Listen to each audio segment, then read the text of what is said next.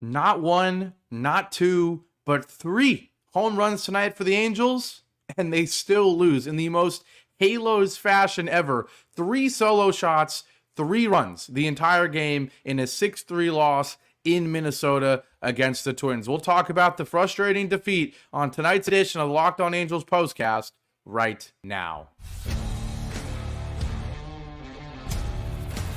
You are Locked On Angels Postcast, part of Locked On Sports Los Angeles, on the Locked On Podcast Network. Your team every day. Hello, Halo Nation. Hello, Halo hopefuls. Hello, Postcast people. And welcome to the latest edition of the Locked On Angels Postcast. Coming at you live, as always, on the Locked On Sports Los Angeles YouTube channel and after the fact, wherever you get the Locked On Angels podcast feed.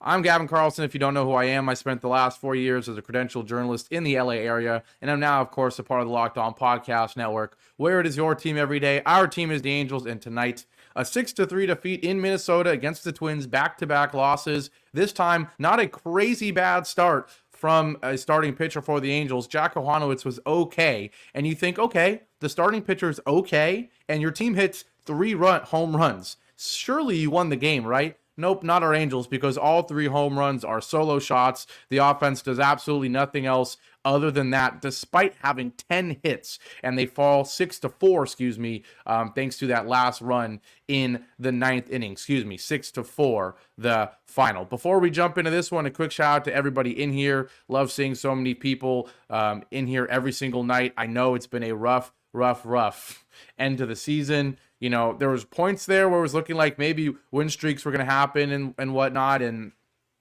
I'm kind of giving up on that at this point. I feel like this team, there's just not much life, and it's nice to see guys come in and occasionally do things. I liked what we saw from Nico Cavadas yesterday. It was nice seeing Adams today hit his first career home run for the Angels, but at the end of the day, it's just there's not a lot of life in this team, and it was a close game. You like seeing the run there in the 9th inning to put up a fight, I guess, but at the end of the day, you never really feel like the Angels are going to win games. Even when they're up 2-1 in the 3rd inning, you give up a 3-run 4th inning, that really puts you underwater. You're down 4-2, and once that happens, I don't know about you, but I just never really feel that confident the Angels are going to respond after that and get a win. But before we jump into this one, a quick shout out to the sponsor of today's show.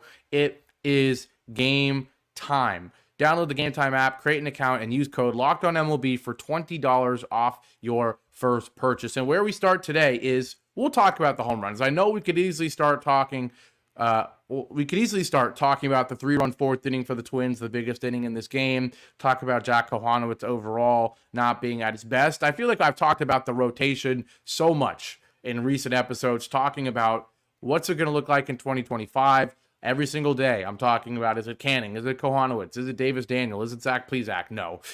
Is it Sam Aldegari? Is it Jose Soriano? Is it, who's going to be in that rotation? Reed Detmers, Chase Olseth. The list goes on and on of potential options. And sure, we get a Jack Kochanowicz start. He's had a couple good starts recently, and so I very easily could start with that, but it's just been negative. I want to start with something positive. We'll talk about the 3 home runs for the Angels tonight.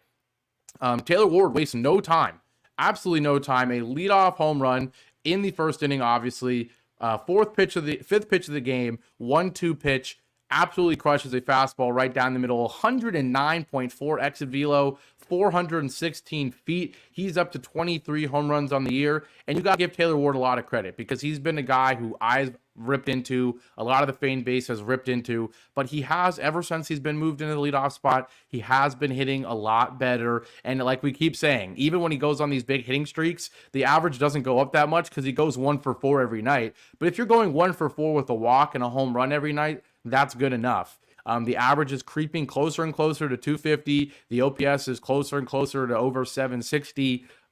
23 home runs, like we're saying. There were stretches in the season where Taylor Ward was one of the worst hitters in all of baseball. So when he does have a good game, you got to give him credit. But the player of the game tonight for the Angels is Nolan Schanuel. 3 for 4 with 2 RBIs and a walk. He did have a solo home run as well. He hit a base hit in the top of the first inning, followed by a Brandon Drury base hit. And you're thinking, okay, 1 out, first and second, we've got something brewing. Mickey Moniak strikes out, Matt Thaiss walks, and then Eric Wageman comes in and with the bases loaded, pops out. Does absolutely nothing, as we're not surprised with a guy with that last name. But we got the solo shot from Taylor Ward in the first. Nico Kavadas had a single in the second. He's been playing a lot better. And then Nolan Schanuel in the third inning hits his 13th home run of the year. 101 exit velo, not a high fly ball, so it doesn't go very deep. Only 382 feet. But we will take that. Good to see him, Nolan Schanuel continue to silence some doubters about his power. We're not going to get 20 home runs from him, but I would love to see him get over 15. That would be nice, because then you could certainly see him getting 20 next season. I think that's where you want Nolan Schanuel to be. But Schanuel hits the second home run of the game for the Angels in the third inning. At that point, it gave the Angels a 2-1 lead, so a big swing. Of course, then things blow up. We'll get to that later. But then you have to wait all the way until the sixth inning when Jordyn Adams hits his first major league home run, and he got all of it. 105.5 exit velo, 419 feet, a 34-degree launch angle, a pretty big bomb. First pitch fastball at 100.4, and he was all over it. If you don't know who Jordyn Adams is, he's 24 years old, 6 feet tall, 181 pounds, a former first-round pick by our Angels back in 2018. It's been 6 years, and he only now has 48 career major league at-bats. This season, he's had 9 at-bats, 2 for 9 now with a home run, 2 RBIs. That's okay. He has not really played much at all this year. He made his debut just a couple days ago on September 8th and went 0 for 4. And then yesterday, he goes 1 for 2 with a RBI, his first major league RBI. But then tonight, he gets his first major league home run. And so another guy that you have to look at and say, okay, this the point of this season, or this point of the season, this is what you want to see. Young guys coming in, being given opportunities and seeing what they do with them. I know a lot of people were clamoring for Christian Moore. Obviously, then he gets hurt. We're going to have to wait for him. We were clamoring for Ben Joyce earlier in the year, and then we were clamoring for Caden Dana, right? I guess I don't really know if people were clamoring for Jordyn Adams, but he is a former #1 overall pick not overall, but a former first-round pick. And so certainly there is some intrigue there. There's some potential there. Last year, he played 17 games. He had 39 at-bats, just had 5 hits, 1 RBI, no extra base hits. So he has not really shown any power last year, a 128 average, 128 slugging. But so far this year, like we keep saying, under 50 at-bats in 9 games, and yet he's already now has 3 RBIs, including a pretty impressive home run. So you got to give him credit. He's now officially on the home run sheet. And at this point, it's another home run that actually meant something. It's 4-2. The home run makes it 4-3. It is a close game. Unfortunately, the Angels don't waste any time giving up more runs in the bottom of the 7th. They fall behind 6-3. Could have been a lot more because it looked like it was a Royce Lewis home run, but it looked like a grand slam, but it ends up only being a 2 RBI double. So the Angels are still in the game when they probably shouldn't be. And then they do get a run in the 9th inning thanks to a Nolan Schanuel RBI. But yeah, not a good game for the Angels. 4 runs on 3 home runs. I think I said 3 runs in the intro. I kind of forgot they scored a run in the 9th inning. But end of the day, 4 runs isn't terrible, especially for this lineup, but it takes a pretty special team to have 10 hits and hit 3 home runs and only score 4 runs. So pretty frustrating there. But still, some encouraging performances. Obviously, the guy gets his first major league home run. That's a good sight to see. Obviously, a 3-hit game from Nolan Schanuel is a great sight to see. I think he will get over a 250 average going into the end of the year. Love to see that.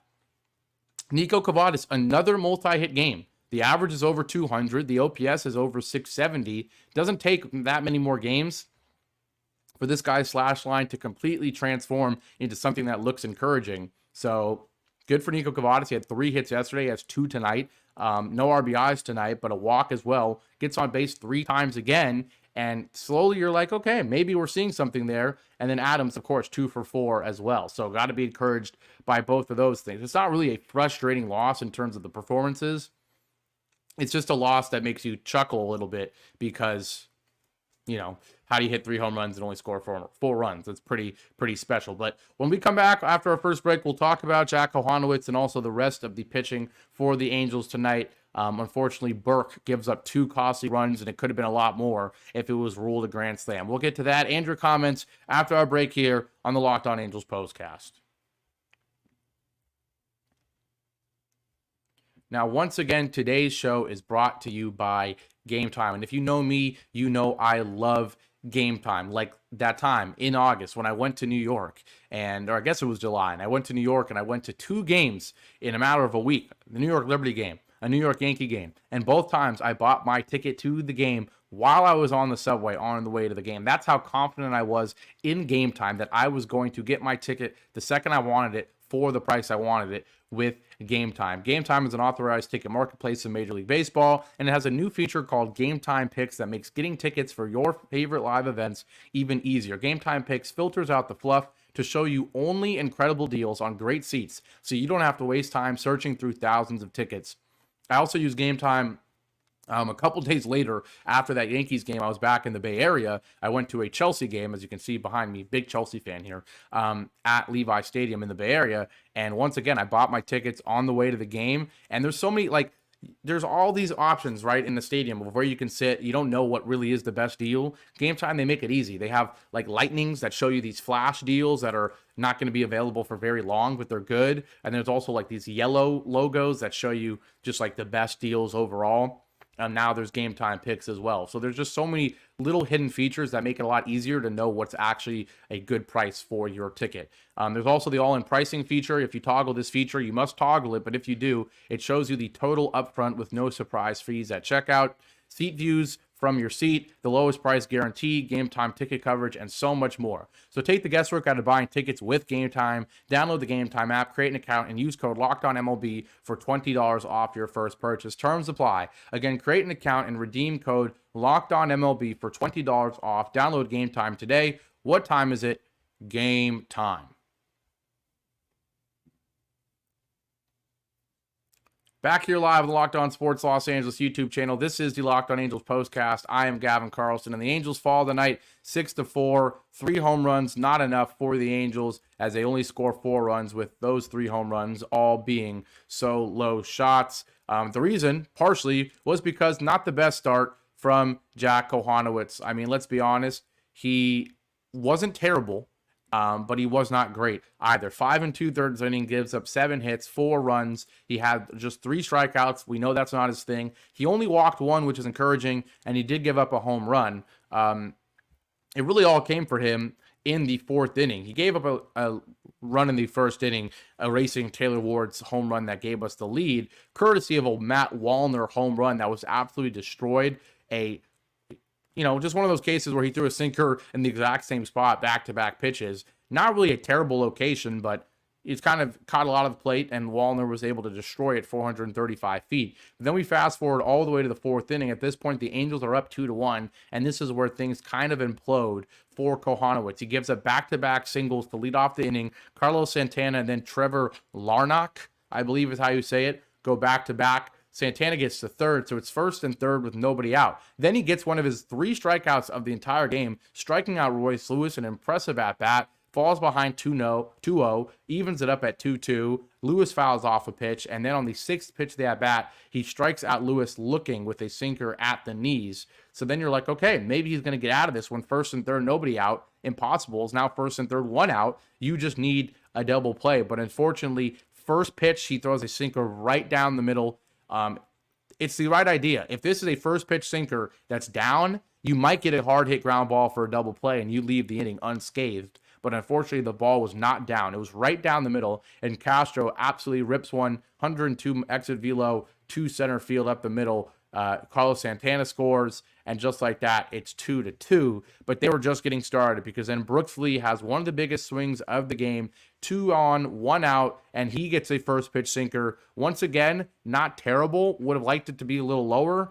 Caught too much of the zone again, and it's crushed again. This double down the left field line scores Larnach and Castro, and it's just like that, 4-2. So a 3-run fourth inning. He hits the next guy, and the bases are loaded, and you're like, oh man. Or no, then there's first and second. You're like, oh man, is even more going to happen? But ironically, he throws his highest sinker of the whole inning, and that's the one that gets grounded into a double play. So this is what happens when you're a sinker baller. You have to throw it in the right spot to force ground balls. Otherwise, it is a hittable pitch, and 2 guys squared it up in that fourth inning. But that was it for Kochanowicz in terms of runs. Not terrible. Certainly was better than Canning was yesterday. So I still, at this point, if we're talking about the rotation in 2025, I've still got Kochanowicz higher than Griffin Canning going into next year. I'd say if I had to make like a tier list, a pecking order, I think it's Tyler Anderson 1. Probably, I'm still going to say Jose Soriano 2.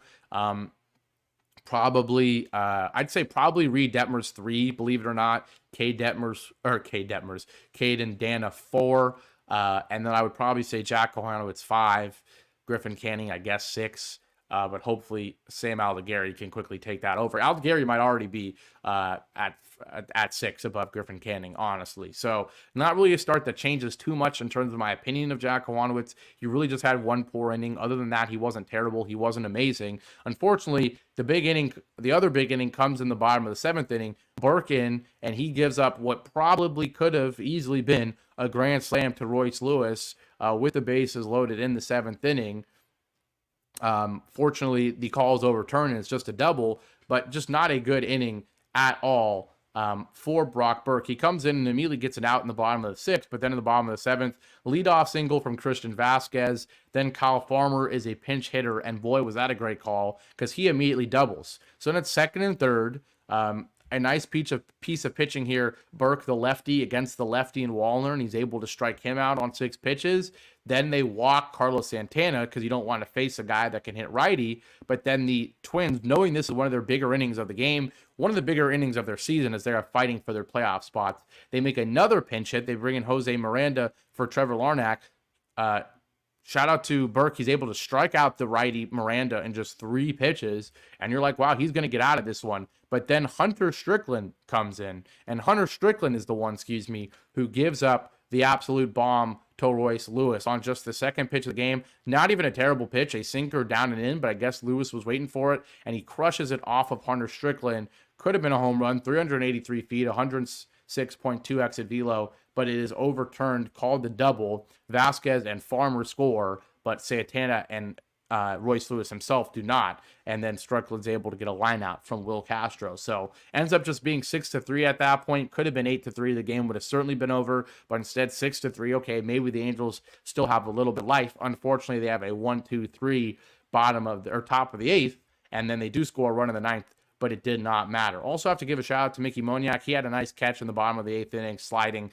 He has really improved his ability as a fielder. The hitting has been on and off, but like to see the guy that can at least contribute in one way every single night. We're going to take our last break here. When we come back, we'll get to your comments. We'll also look at the upcoming schedule. Can the Angels get to 68 wins? That's the magic number to avoid tying for the most losses in the history of the Angels. And yes, technically, we're still on the road to avoid 100 losses as well. So we'll talk about both of those things and get to your comments after our last break here on the Locked On Angels Postcast. Now, finally, today's show is brought to you by PrizePicks. I love PrizePicks, and so do a lot of other people. Over 5 million active members, to be exact. If you don't know, PrizePicks is America's #1 daily fantasy sports app with over 5 million active members.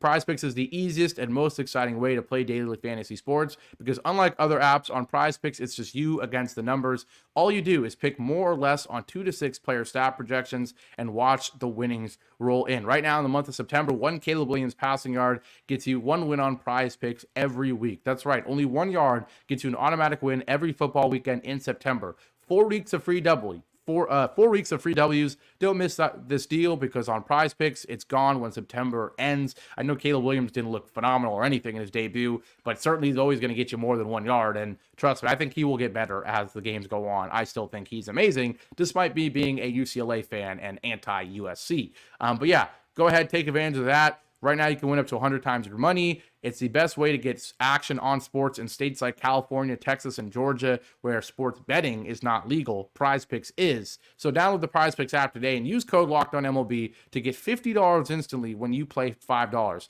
That's code LOCKEDONMLB on PrizePicks to get $50 instantly when you play $5. You don't even need to win to receive the $50 bonus. It's guaranteed. PrizePicks, run your game. Back here live one more time on the Locked On Sports Los Angeles YouTube channel. This is the Locked On Angels Postcast. I'm Gavin Carlson. Angels fall 6-4 tonight. They hit 3 home runs, but they were all solo shots. We did see the first career home run from Jordyn Adams. Love to see that. We also did see a great game from Nolan Schanuel, 3 for 4 with a home run. Nico Cavadas, another multi-hit game. So not really a game with a ton of negatives other than the loss itself and the average pitching performance. Let's get to your comments, and then we're going to talk real quick about the road ahead for the Angels and seeing what they can do to avoid setting bad records. Jeff says, another loss. At least we didn't get swept. Gavin, I appreciate you as well. Silent E says, one more closer to 100 losses. Let's make Angels history. Yes, we'll get to that. Jeff says, you're probably right. What up, Anthony Jimenez? Silent E says, Ward is playing like he's saying, it's okay to trade me now. Rendon hurt again, and Drury wondering how he's still on a major league roster, let alone batting cleanup of all things. Yeah, the cleanup was pretty insane. And then Steve says, Silent E, Angels only need 3 more wins to avoid 100 losses. They're in good shape to not lose 100. They have a 3-game series versus the White Sox coming up. They actually have multiple series against the White Sox coming up, which is why I certainly think that's the gift we need to not have 100 losses, and maybe the gift we need to get to that number of 68. But Jeff here, he says, that means we'll get swept by the White Sox. Jeff is known to doubt our Angels, and rightly so. But let's look at the road ahead, because yes, despite the loss to the Twins here, losing 2 out of 3, I still think the Angels are going to get to that 68 number. Might be crazy to say. The Angels are at 60 right now. You need to win 8 more games, but look at the schedule. You've got 6 ahead against the White Sox. You need to win, I would say 5 for most teams. You need to win at least 5, but we'll say 4 for the Angels. Then you got to find 4 wins the rest of the year. You play the Astros 7 times. 7 times. How many times do you need to win? I'd say 2. If you can win 2 out of 7 against the Astros, you should be able to do that, right? That's not asking for a ton. 2 wins out of 7. If you win 4 out of 6 against the White Sox, that's 6 wins. You need 2 more, and you have the Rangers at home for 3 more. Hopefully you could win that series to get to 68. Obviously there's plenty of routes. You could win 5 of 6 against the White Sox, and then you're really fine. You could win 5 of 6, or you could win 4 of 6, but win 3 of 7 against the Stros. There's a lot of routes to still get to 68 wins, and I don't know. I actually feel better about this team right now than I did a couple weeks ago when, not surprisingly, when they were losing every game, when I was ranting and saying there's no life in this team, they're going to lose 100 games. I think we can confidently say, because of what's happened in the last couple of weeks, you did win a series against the Mariners, you did split against the Dodgers, you did win at least 1 against the Rangers and 1 against the Twins. I think you can win at least 1 this series against the Astros, win 2 against the White Sox, win another 1 or 2 against the Astros in their 4-game series, win another 2 out of 3 against the Sox, and then win 2 out of 3 or 1 out of 3 against the Rangers and get to that magic number. That's what I want to see. That's what I'm hoping we see, because yes, oh man, please do not lose 100 games. I would be shocked if that would happen. But the interesting thing will be the road to 68. The only other thing that's encouraging and why I'm confident is that the starting rotation feels like it's in a better position now than it was even a couple weeks ago. We're not seeing guys like Johnny Cueto have to pitch. Not that I was really that against him pitching, but we don't have to see guys like Johnny Cueto pitch right now because we actually have multiple young arms that are actually still pretty good. Aldegari, Caden Dana, Kochanowicz. I'm okay watching them pitch and thinking I still have a chance to win this game. Not to mention guys like Kochanowicz are looking more competent. Not to mention guys like Schanuel are red hot right now. Taylor Ward hitting pretty well. You're going to occasionally get something from Moniak, occasionally get something from Ohapi. Neto's still been playing pretty well. So I still think we're going to get to 6 to 8 wins. Fingers crossed. That's what we're hoping for. But thanks so much for watching. We're going to keep this one nice and short. Decent game for the Angels despite the loss, 6-4 the final. Hopefully we can get to those 6 to 8 wins. I'm hoping it happens. But yeah, shout out to everybody in here. You know how much I appreciate you guys so much. I know it's a rough end of the season. It just stinks that we're in the month of September and so many teams are playing meaningful games, whether they're trying to win a division, trying to win a playoff spot. Most teams are playing for something. The Angels are not. And so it is a little bit frustrating, but I appreciate you guys for still tuning in every night, watching the show, keeping this as the best place to be after every Angels game, keeping it fun, keeping it light, trying to stay positive, while also, of course, being correctly, objectively negative when it comes to the performance of this team. But yes, that'll do it for this one. Angels fall 6-4 despite 3 home runs. Who knows? Maybe we've got something in Jordyn Adams. Maybe he can stay hot. Maybe we got something in Nico Kochanowicz. Maybe he can stay hot. Those are a couple more young hitters that we can get excited about the last couple of weeks to go with some of these young arms. We'll talk about it after every single game as we do the rest of the season. We have the day off tomorrow, but then we start up a new 6-game homestand. 3 against the Stros, 3 against the White Sox. You know where to be after all those games right here on the Locked On Sports Los Angeles YouTube channel. Also, make sure to be out on the lookout on Saturday for the Locked On UCLA postcast following the game for our Bruins against the Indiana Hoosiers, the debut of the Big Ten Conference matchups for UCLA. And then, of course, I'll be back on Sunday for the Locked On Rams postcast after their game against the Cardinals. Depending on how that one ends, I should be able to still do the Astros Angels postcast Sunday. Saturday, I don't think I'll be able to do the Astros postcast, actually, just based on the timing and how long football games take. The UCLA game starts at 4:30, which means it's going to end at like 8, and the Angels game is going to end around 8:30. And so if I'm not finishing the UCLA show until around 8:40, that's right when the Angels game would be ending, and I wouldn't get to watch any of it. So looking unlikely for Saturday, but should be okay to do 2 postcasts on Sunday, and I will definitely be here Friday night as well. Thanks so much for watching. I'm Gavin Carlson. Angels fall 6-4. Keep your head up, everybody. We're going to get to 6 to 8 wins. We're not going to have the worst season in Angels history. I'm manifesting it right now. All right, take care. Have a great rest of your Wednesday night, and I'll see you back here tomorrow. And as always, go Angels. Take care, everybody.